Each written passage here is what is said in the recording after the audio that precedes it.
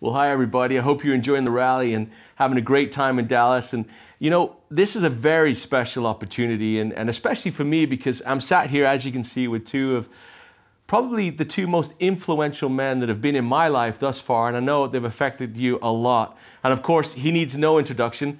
Rex Maughan, the founder and CEO of Forever Living Products, is with us. And of course, the president of Forever Living Products, a great friend of all of ours, Gregg Maughan. And yes, they do share the last name. That's the same. So this is a father and son combination. And Rex, where did it start? Well, I grew up in Soda Springs, Idaho, on a farm. I was riding horses before I walked. I went to my grammar and intermediate schools there in Soda Springs High School, and which was very small.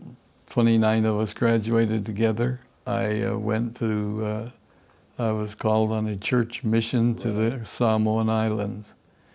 When I got my call, my letter, and I read it, and it said, you're called for 2.5 years to the Samoan Islands. And I said, I wonder if they misspelled that. I've never seen that word before. And so I had to go get a encyclopedia and look up where Samoa was to know where I'd be going. I learned that the most important thing in life is to help others get what they want in life and need. I know this is, I could sense the room going quiet now because everyone's like, oh, we want to hear this story. So how did Rex and Ruth actually meet? After a 2-hour lecture, I met all of the girls by then, and Ruth was sitting next to me, and so I asked her how classes were, and she said, oh, they're great. She says, all except one. And I said, what's that? And she says, tennis. She says, I'm not good in tennis, and I'm trying to learn, but I can't serve. I'm a really terrible server. And I said, well, I'm not really good, but I do know the rudiments of how to serve. So would you like me to help you? And she said, yes, I would really love help. And I said, okay, when? And she says, how about tonight after school? I said, okay. And so I picked her up and started giving her tennis lessons. And by golly, it was only a few months. And she was so good playing tennis. She beat me every time, and she had no mercy on me. And so that's how our first date. So I'm going to fast forward just a little bit. She started a family and ended up with 3 kids, and here's one of them. That's right. Greg, tell us a little bit about what it was like to grow up in the Maughan household. We were a close family, and we did lots of things together, and it was always a fun time to be around my dad, you know. Yeah. We did a lot of family vacations, and funny story is every time we'd go on a family vacation, there was always something business related around it, you know. So I can remember many times him being on a payphone, because back then we didn't have cell phones. So we'd stop at the nearest payphone, and he would be on it for an hour or more, and we'd be sitting in the car, come on, Dad, it's time to go, right? But he had business to take care of, you know. So we definitely learned responsibility was important, that, you know, you had things that you had to take care of, and, you know, sometimes the fun had to wait a little bit.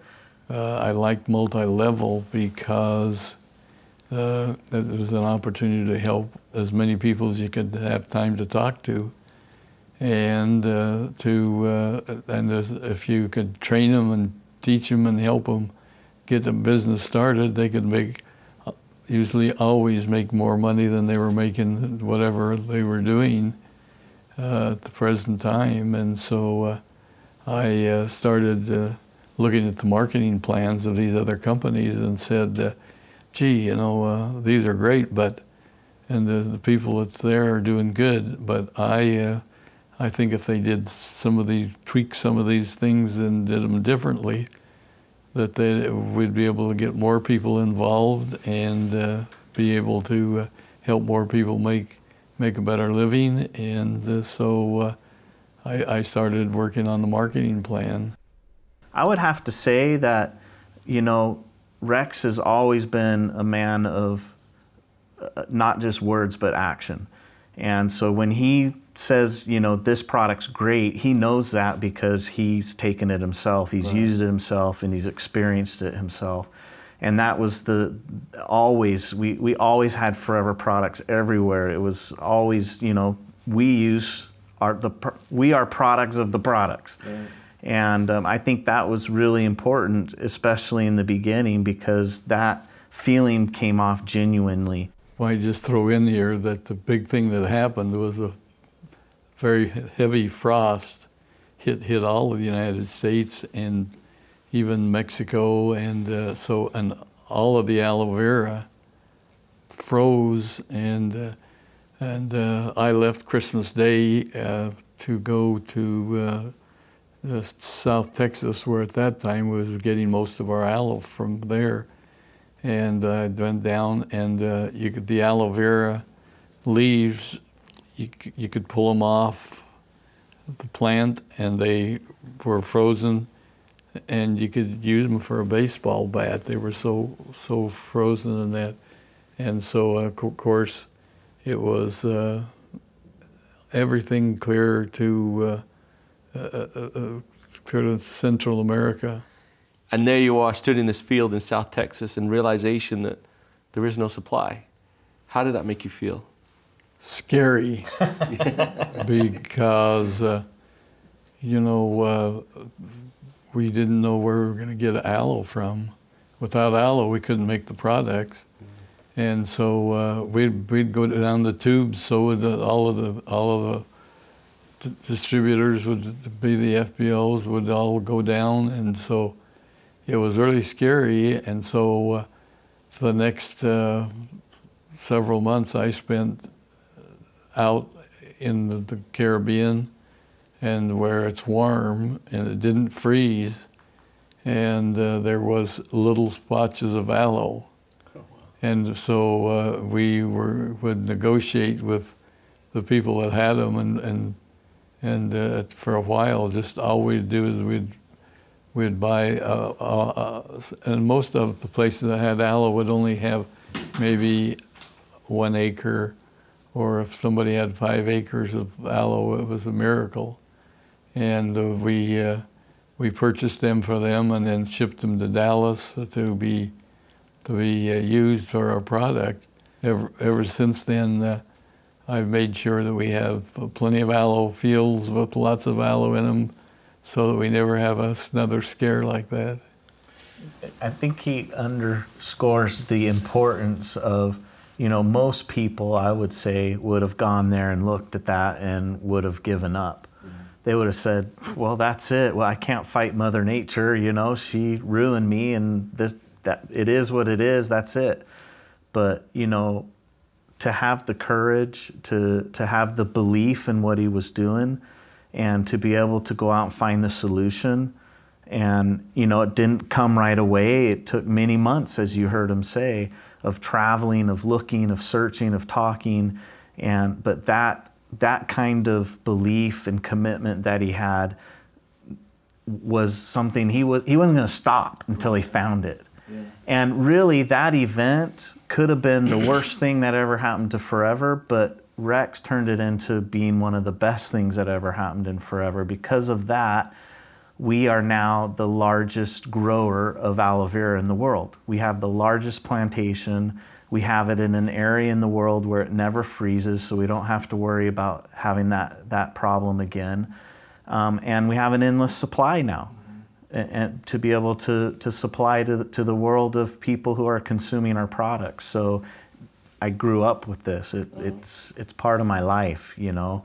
And from a very young age, you know, I was fortunate that Rex wasn't the type that said, you know, I go to work and then I come home and I separate those. No, it was always, Rex included us in everything. And in fact, you know, big meetings, big rallies, big conferences, he included us, kids, in that also. And I can remember from a very young age going and working at the rallies and working at the tables selling literature and product. And I could have gone out and looked for something else, but thankfully Rex said, you know, why don't you come and work down in the warehouse? And so I started out down in the warehouse, moving boxes and driving the forklift and starting to see the beginnings of Forever and how it worked from the inside. We didn't even have time to strategic plan where we were going to next because it was growing so fast. And what I mean by that is when we were doing these 2-week rally trips, we would have people come from other countries to join us in that rally, and they would immediately come up to us as soon as they could to tell us, oh, we're from Romania, or we're from Russia, or we're from Africa, or wherever it is, and we've got 100 people taking your product right now, and we need an office right away because this is going to be crazy in our country. And that's how it grew. It was grassroots level. It was literally people taking the products, getting amazing experiences, and sharing them with the family and friends at home. And it just spread like that. And so we were going as fast as we could to set up an office in Angola and then over in Korea. And I mean, we were back and forth all over the world just to try to take care of the needs of the people.